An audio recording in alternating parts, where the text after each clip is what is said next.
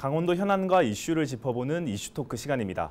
민선 8기 출범을 앞두고 국회 본회의를 통과한 강원특별자치도법이 지난 10일 공식 공포됐습니다. 1년 후인 2023년 6월 11일 0시부터 강원특별자치도 시대가 열리게 되는데요. 각종 규제 완화와 권한 이양을 통한 새로운 변화가 예고되면서 지역 발전에 대한 기대감이 높아지고 있습니다.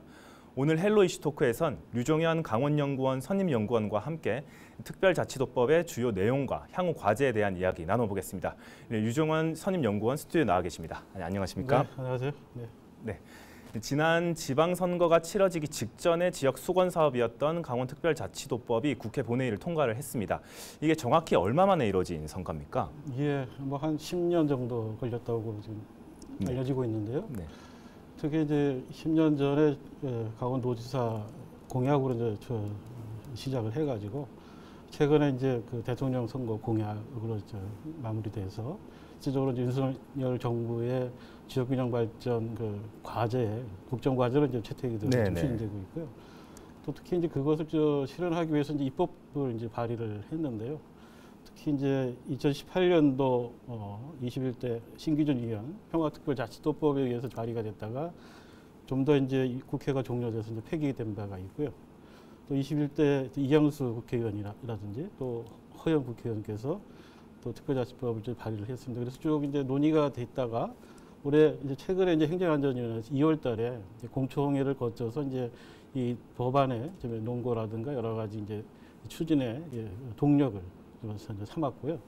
특히 이제 이 지방선거를 이제 거치면서 이제 특별자치도 논의가 상당히 활발하게 돼서 맞습니다. 실제적으로 이제 행정안전위원회에서 국회요. 거기서 여러 가지 이제 절차를 이제 거쳤습니다. 이제 뭐 법안 소위라든가 본회의라든가 또 특히 또 법사위원회에서 또 의결을 거쳤고요. 또 5월 29일에 특히 이제 그 본회의에서 의결을 거쳐서 이제 특별자치도법이 이제 탄생을 한 거고 6월 달에 또 이 국무회의 의결을 하고 또 공포 그다음에 거쳐서 2001년 동안 또 유예 기간을 거쳐서 2023년도 6월 11일부터 강원특별자치도가 출범하는 그런 계기가 됐다고 볼 수 있겠습니다. 네, 자그마치 이제 10년이 걸린 만큼 이제 강원도가 이전과는 확실히 달라진다. 특별해진다는 의미가 담겨 있을 것 같은데 이 특별자치도법의 개념을 정리해 본다면은 어떻게 한번 설명을 해주시겠습니까? 뭐 특별자치도라는 것은 그 동안에 이제 많이 논의가 되어 있습니다만 지방자치법 제2조의 특별자치도는 무엇인가라고 정의가 되어 있습니다. 거기에 보면 도와 기능적으로 거의 동일한 하지만은 이 특별자치도법의 관련 법률에 따라서 실질적으로 고도의 자치권이 부여되는 그런 특별자치도라고 이제 정의가 되어 있는데요. 아시는 바와 같이 제주도에 이어서 이제 강원도가 두 번째로 특별자치도가 된 거고요. 실질적으로 이제 앞서 말씀드린 바와 같이 고도의 자치권, 그러니까 지방 분권의 하나의 모델을 실현할 수 있는 계기가 됐고요. 또 특히 강원도의 미래 먹거리를 또 특화의 특례에 의해서 실질적으로 할 수 있는, 그래서 강원도의 미래를 견인할 수 있는 그런 특화 산업을 키울 수 있는 그런 계기가 됐다는 말씀을 드리겠습니다. 말씀해 주신 것처럼 이제 시작 단계이기 때문에 미흡한 부분도 많을 것 같은데요. 실제 이제 조항 자체가 제주특별자치도법과 비교해 보면 좀 빈약하다는 지적이 많이 나오고 있습니다. 이 부분에 대해서는 어떻게 판단하고 계십니까? 앞서 말씀드린 23개 조로 이제 구성되어 있기 때문에 상당히 큰 골격만 갖추어져 있는 그런 법안이기 때문에 제주도가 출범할 때 제주도는 이제 제주도개발특별법하고 국제자유도시 조성에 관한 특별법 이 두 개를 합쳐서 지금 만들었기 때문에 실제적으로 이제 제주개발특별법에 보면 이제 30개 조항으로 구성되어 있고요. 그 두 개를 합해 가지고 363개 조문으로 구성이 되어 있습니다. 그래서 현재는 지금 481개 조문으로 이제 구성되어 있는데 그 법은 이제 아마 6차례 정도 개정을 거쳐서 지금 와 있고요. 특히 이제 중앙정부의 권한 이양이 한 4,660개 정도 이양이 돼 있다라고 말씀드릴 수 있고요. 그런데도 불구하고 이제 이 강원도의 특별자치도법은 그런 거와 마찬가지로 제주도가 한 추진과 마찬가지로 이 제주도가 추행하는 국제자유도시와 마찬가지로 강원도는 어떤 것을 지향하는 목적을 갖고 있느냐 하는 그런 목적성이 좀 분명히 하는 그런 것이 있어야 되고요. 또 그거에 맞춰서 사업 특례, 산업 특례가 어떤 조항을 거기서 들어갈 것인가 하는 세부 규정을 좀 보완하는 그런 조항이 있을 것이라고 생각이 들고요. 특히 이제 제주도 같은 경우에 이제 산업 특례를 통해서 첨단 기업을 한 165개를 네네. 유치를 했고요. 또 아시는 바와 같이 국제자유도시에 영어 교육 도시가 이제 입지하지 않았습니까? 네, 맞습니다. 근데 보면 국제학교를 이제 전국적으로 보면 6개 중에서 이제 국제자유도시에 영어 도시에 4개가 이제 제주도에 위치해 있죠. 위치를 했습니다. 네네. 그래서 아마 그런 것들을 볼 수 있고 또 우리가 또 뭐니 해도 재원이 상당히 중요하지 않습니까? 보통 교부세가 실질적으로 이제 한 3% 정도 정률제로 이제 그렇군요. 네. 교부가 되고 있기 때문에 실질적으로 안정적인 재정 지원을 좀 담보할 수가 있고요. 특히 이제 제주도에 특별 행정기관이 있습니다. 그러니까 중앙에서 이게 행정기관인데 뭐 국토관리청이라든지 환경관리청 이런 7개 기관이 제주도에서 여러 가지 개발의 인허가라든가 이런 것들을 해결할 수 있는 뭐 그런 사례가 있기 때문에 이런 사례들을 좀 더 강원도가 특별제주도법에 좀 보완을 하면 좀 더 이렇게 골격을 잘 다듬을 수 있겠다 그런 말씀입니다. 앞서 말씀해 주신 것 중에 이제 재원 문제를 한번 설명을 예, 해 주셨는데 실제로 이제 어떤 사업들이 진행되려고 하려면 결국에는 예산이 필요한 맞습니다. 것 아니겠습니까? 이제 특별자치도로 바뀌게 되면 연간 재정이 뭐 한 4조 원 정도는 늘어날 것으로 예측하는 부분이 많은데요. 어떤 구조로 이 정도의 큰 예산들이 확보가 가능하게 되는 겁니까? 강원특별자치도가 되면 이제 재정 특례를 통해서 우리가 앞서 말씀드린 보통교부세 제주도의 정률의 3%의 정도를 가정한다고 네네. 한다면 지금보다 약 한 1조, 2조 정도 늘어나는데 지금 한 7조 5천억 되는데 한 9조 5천억 정도의 네네. 보통교부세가 늘어날 것으로 전망되고 있고요.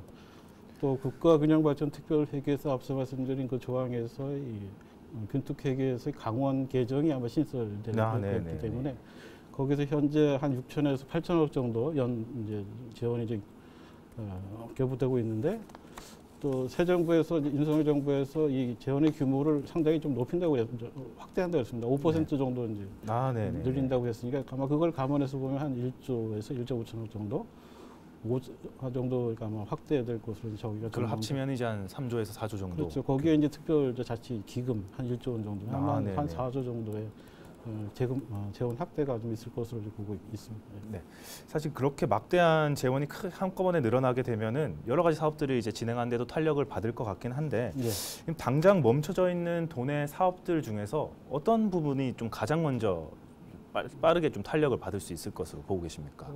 일단 그 특화 특례를 통해서 아마 특례를 통해서 사업이 탄력을 받을 것으로 보고 있는데.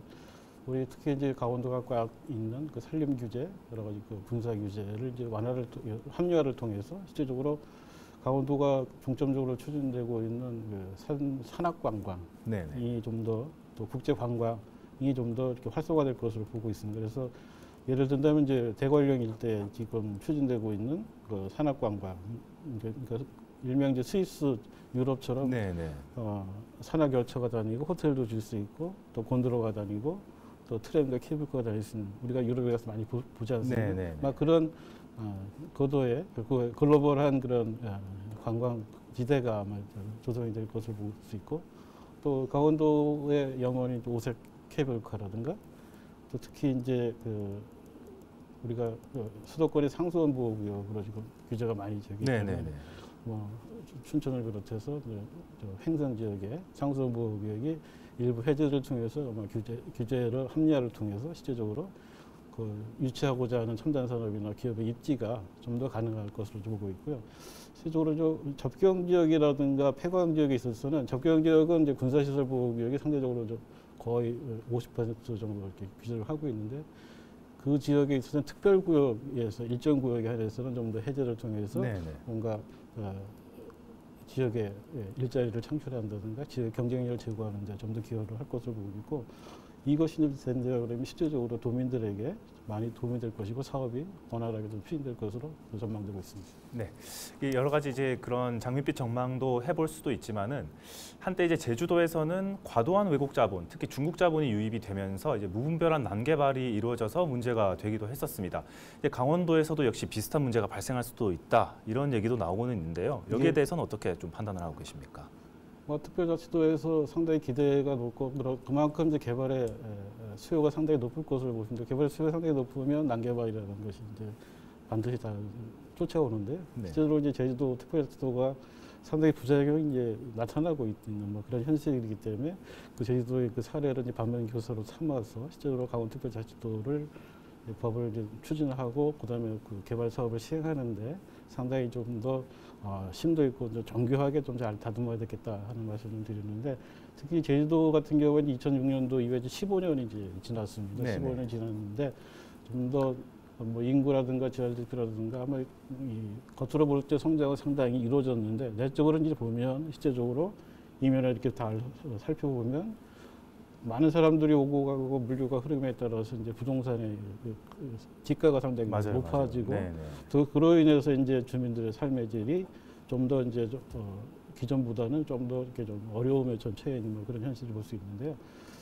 또 그것이 이제 예를 든다면 이제 많은 사람들이 거기에 찾아오고 또 지역에 이제 많은 건물들이나 건축물이 들어감에 따라서 교통난이 상당히 심화되고 있습니다. 그래서 네네. 전국에서 교통사고 발생 건수가 상당 1위라고 지금 제주도가 나타나고 있고 또 특히 그 집값이 이제 2006년에 비해서 한 3.5배 정도 세 배 넘게 늘어났군요. 있고, 또 건축 허가가 한 70배 정도 이제 증가를 했고요.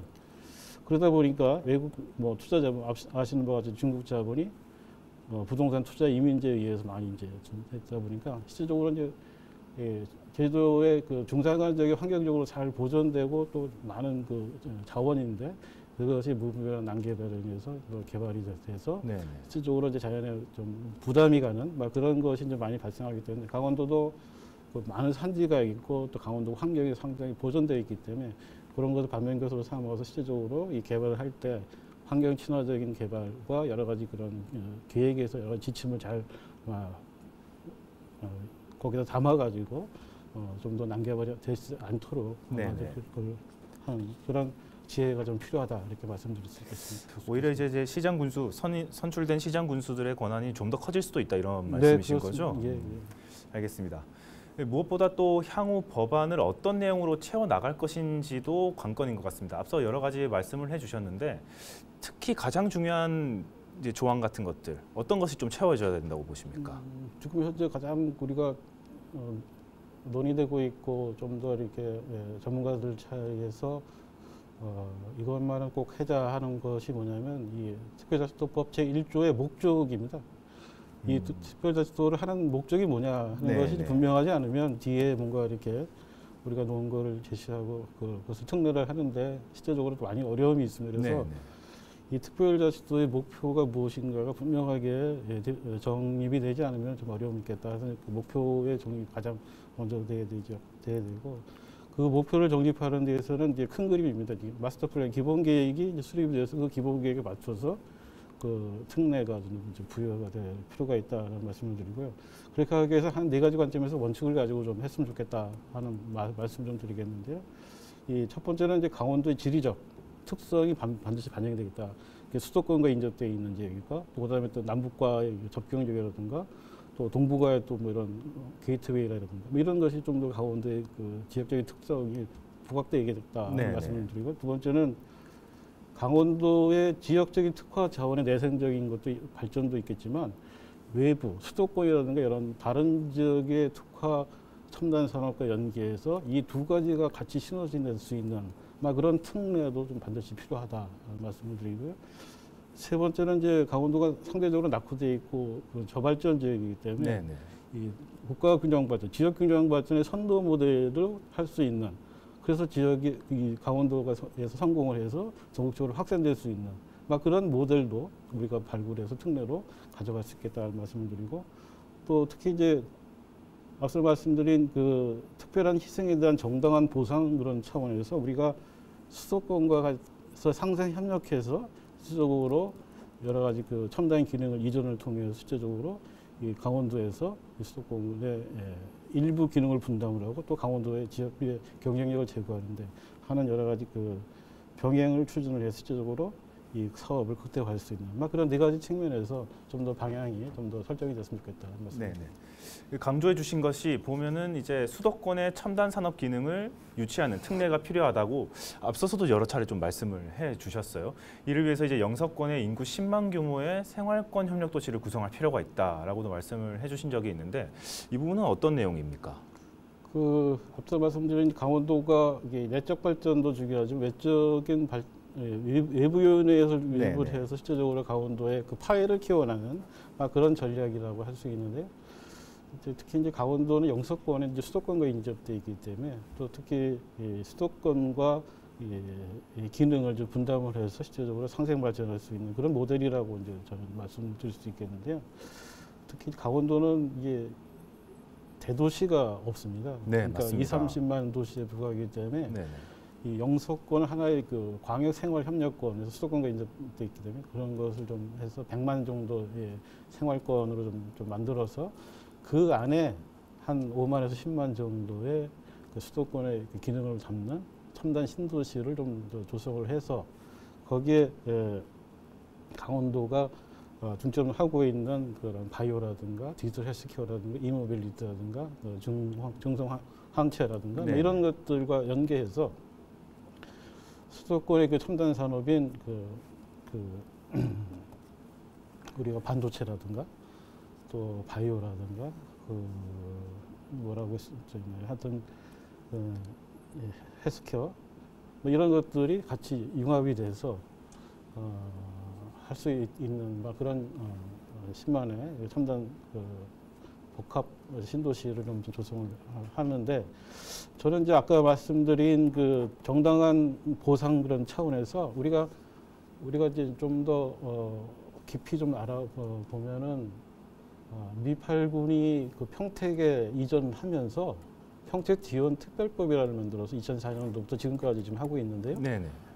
그 평택 지원 특별법의 가장 특징은 수도권 정비 계획법에서 하지 못한 것을 특별하게 거기에 허가를 해주는 그런 거예요. 대표적인 게 우리가 삼성 반도체라든가 맞습니다. 평택 캠퍼스라든가 450만 평의 산업단지 조성이라든가 또 국제학교가 들어가 있고요.